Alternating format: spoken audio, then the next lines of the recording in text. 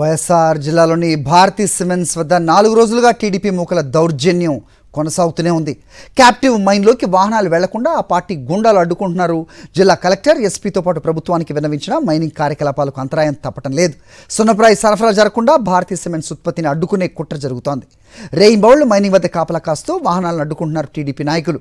కుట్రపూరితంగా భారతీ సిమెంట్స్ను దెబ్బతీసేందుకే ఇలా చేస్తున్నారన్న ఆరోపణలు వస్తున్నాయి. టీడీపీ మూకల దౌర్జన్యంతో భారతీ సిమెంట్స్ ఉత్పత్తిపై ప్రభావం పడుతోంది. భారతీ సిమెంట్స్లో నిల్వలు నిండుకున్నాయని, మైనింగ్ జరగకపోతే ఉత్పత్తి ఆగిపోయే ప్రమాదం ఉందంటున్న యాజమాన్యం ఆందోళన వ్యక్తం చేస్తోంది. ఉత్పత్తి ఆగిపోతే ప్రత్యక్షంగా పరోక్షంగా 15,000 మంది కార్మికులపై ప్రభావం పడే అవకాశం ఉంది. మైనింగ్ను అడ్డుకుంటున్న వారిపై చర్యలు తీసుకోవాలని కోరినా ఫలితం శూన్యంగా మారింది. రైట్, ఇదే అంశంపై అప్డేట్స్ మా కరెస్పాండెంట్ శ్రీనివాస్ని అడిగి తెలుసుకుందాం. శ్రీనివాస్, చెప్పండి, ఏంటి దౌర్జన్యం? సో కలెక్టర్ అవ్వచ్చు, ఇటు ప్రభుత్వం దృష్టికి తీసుకెళ్ళినా ఎలాంటి చర్యలు లేకపోవటాన్ని ఏ రకంగా చూడాలి? ఇది చిన్న విషయం కాదు. దాదాపు ప్రత్యక్షంగా పరోక్షంగా 15,000 మంది కార్మికులకు సంబంధించిన ఇష్యూ ఇది. అరే, మనం చూస్తున్నాము గత 4-5 రోజులుగా కూడా భారతీయ సిమెంట్ ప్లాంట్ ముందు ఏదైతే ఈ టీడీపీకి సంబంధించినటువంటి ఎమ్మెల్యే అనుచరులు చేస్తున్నటువంటి ఆందోళన కానీ అడ్డగింత, ముఖ్యంగా క్యాప్టివ్ మైన్ లో నుంచి సున్నప్రాయి బయటికి రాకుండా వాహనాలను అడ్డుకొని దౌర్జన్యం చేస్తున్నటువంటి పరిస్థితి అయితే పూర్తి స్థాయిగా మనకు స్పష్టంగా కనిపిస్తుంది. ట్రాక్టర్లను అడ్డం పెట్టి అసలు మైనింగ్ మొత్తాన్ని కూడా క్లోజ్ చేసి లోపలికి వెళ్ళనీయకుండా చేస్తున్నటువంటి పరిస్థితి అయితే మనం స్పష్టంగా చూసాం.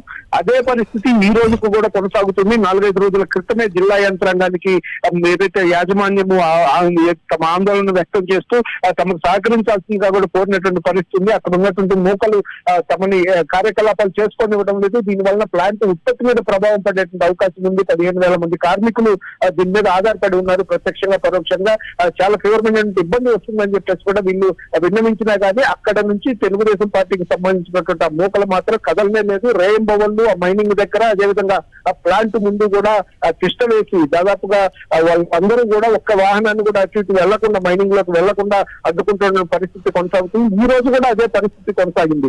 ఈ రోజు కూడా ఏదైతే యాజమాన్యము ఈ మధ్యలో 2-3 సార్లు దీని ప్లాంట్ కు సంబంధించి సున్నప్రాయం మైనింగ్ లోకి వెళ్లేందుకు ప్రయత్నం చేసినప్పటికీ కూడా, ఎందుకంటే ఓవైపు నిల్వలు అయిపోతున్నాయి, దీనికి సంబంధించినటువంటి ప్లాంట్ ఉత్పత్తి ఆగిపోయేటువంటి అవకాశం ఉంది కాబట్టి మైనింగ్ తప్పనిసరిగా చేయాలనే ఉద్దేశంతో వెళ్ళి మొత్తం కూడా అక్కడ దౌర్జన్యంగా అడ్డుకుని ఒక్క వాహనాన్ని కూడా లోపలికి వెళ్ళనీయకుండా చేస్తున్నటువంటి పరిస్థితి మనకు స్పష్టంగా కనిపిస్తుంది.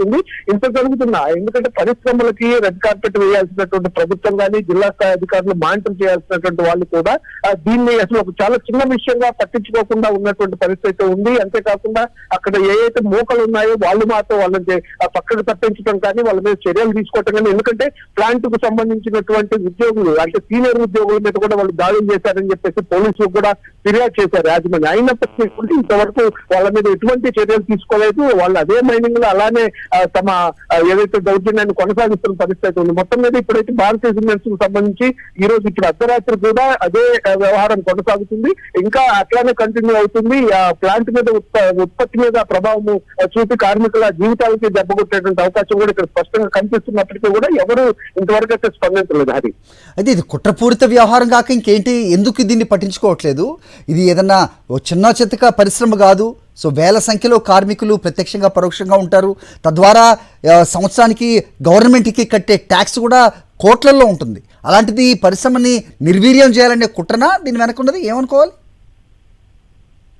ఒక రకంగా చూసినట్లయితే ఒక రాజకీయ పార్టీకి సంబంధించిన ఎమ్మెల్యే అనుచరులు అక్కడికి వెళ్లి ఆందోళన కొనసాగించుకోవాలని చూస్తే కనుక ఇది ఒక రాజకీయ పరంగానే కుట్రగా జరుగుతుంది అనేటువంటి అనుమానాలు అయితే స్పష్టంగా వ్యక్తం అవుతున్నాయి. ఎందుకంటే తెలుగుదేశం పార్టీకి సంబంధించినటువంటి వ్యక్తులు అక్కడ ఉండి ఈ ఆందోళన చేస్తున్న పరిస్థితి స్పష్టంగా కనిపిస్తుంది. ఆందోళన అనే దానికంటే కూడా దౌర్జన్యము, గూండాగిరి చేస్తున్నారు అనేది స్పష్టంగా చెప్పొచ్చు. ఎందుకంటే వాహనాలను లోపలికి వెళ్ళి కూడా వీళ్ళ ప్లాంట్ లోకి, వీళ్ళ మైనింగ్ ప్లేస్ లోకి, చట్టపరంగా మైనింగ్ ఉన్నటువంటి దాంట్లోకి వాళ్ళు అడ్డంగా అక్కడ సిస్టమ్ వేసి దాదాపుగా 100 మందికి పైగా అక్కడే సిస్టమ్ వేసి వీళ్ళందరినీ కూడా ఎవరిని రాకపోకలు కొనసాగించకుండా చేస్తున్నటువంటి పరిస్థితి స్పష్టంగా కనిపిస్తుంది. అంటే ఇది ఒక ఉద్దేశపూర్వకంగానే కావాలని భారతీయ సిమెంట్ కు సంబంధించినటువంటి ఉత్పత్తిని నిలిపేయాలని, లేకపోతే దాన్ని ఆర్థికంగా దెబ్బ కొట్టాలనేటువంటి ఉద్దేశంతో ఈ విధంగా చేస్తున్నారనేటువంటి అనుమానాలు కూడా వ్యక్తమవుతున్నాయి. ఎందుకంటే కొంతమంది ఏదైతే వైఎస్ఆర్సీపీకి సంబంధించినటువంటి నాయకులు కూడా ఇదే అనుమానాలు వ్యక్తం చేస్తున్నారు. పరిశ్రమలకు రెడ్ కార్పెట్ వేయాల్సింది పోయి ఈ విధంగా అడ్డుకుంటున్నారు అంటే ఇది కావాలని ఒక కుట్రపూరితంగా దీన్ని దెబ్బ కొట్టాలనే ఉద్దేశంతో చేస్తున్నారనే ఆరోపణలు అయితే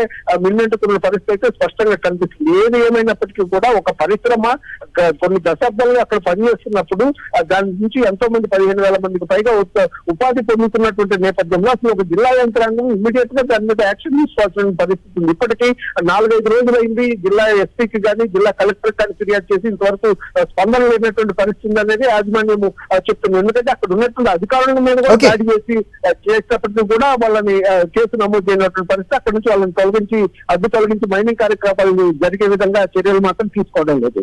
ఓకే, రైట్ శ్రీనివాస్.